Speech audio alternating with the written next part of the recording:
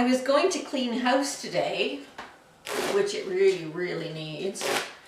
And then I started sniffling and sneezing, and of course that means I need to make a bag. Hi, I'm Myrna. Thanks for joining me in the studio today. When I realized this skirt 2 videos ago was 14 years old and the oldest thing in my wardrobe, I decided it deserved to move along. But of course, I couldn't just let it rest in pieces. I had to figure out a purpose for it. It has these gorgeous, upside down, gorgeous pockets, and I noticed I should have washed it first, but it already has these gorgeous pockets that I thought could be turned into a bag. That is too long, so I'll cut them off somewhere in the middle. There's one on each side, and create a bag out of the top portion, and then I'll think about what could I do with this part as well. I noticed with this one that I didn't sew a separate waistband on, I just folded this under. I don't do that anymore because I realized that I need to adjust for my tipped waist. But these waistbands, after they've been worn, are lovely fabric. So I'll make sure that I gather that and use it somewhere. Right now, I will just pick it all apart, look at the fabric. There's obviously more than enough in here for one bag. The bag is for camping with Callie. I have booked my first trip for May. We'll be gone for 10 days to an area where there is lots and lots of walking. And I need the bag to put her book bags and treats and all that sort of walking stuff in. It's not meant to be any sort of showy bag. It's meant to be a practical puppy bag. So let me get started on that and I'll show you how it went. Once I had all the pieces apart, the first thing I did is decide how far above the zipper I wanted the bag to come, and left myself about a 1/2 inch seam allowance there and at the bottom. Now I am adding some interfacing. I don't want to put any purse foam or batting or anything like that in the bag. I want to give it just a little bit more strength, and also I want to line it. So there will be the 2 pockets on the outside as well as the inner pocket. Once these are interfaced, I'll take it to the serger, serge top and bottom, and then figure out the lining.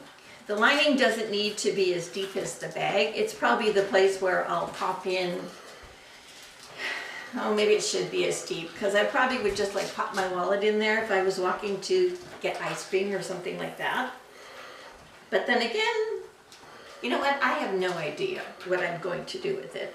But I do know that I want a pretty lining on the inside. It's later in the day, still not done. My puppy has been very demanding lately. She wants to be held all the time.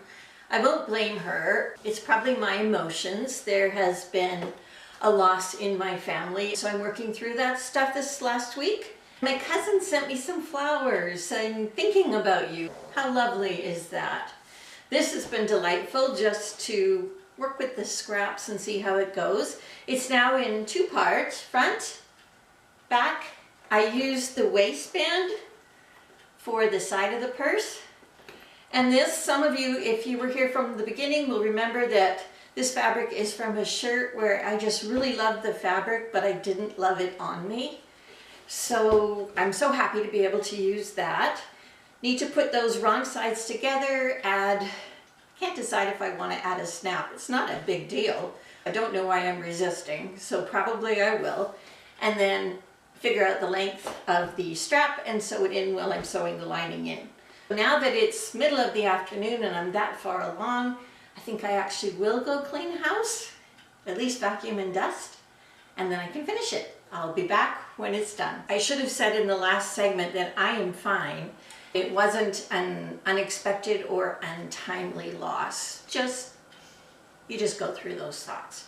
I did vacuum and dust, and then Callie and I went for a walk. I cooked a real dinner, which is hard to do when you live alone.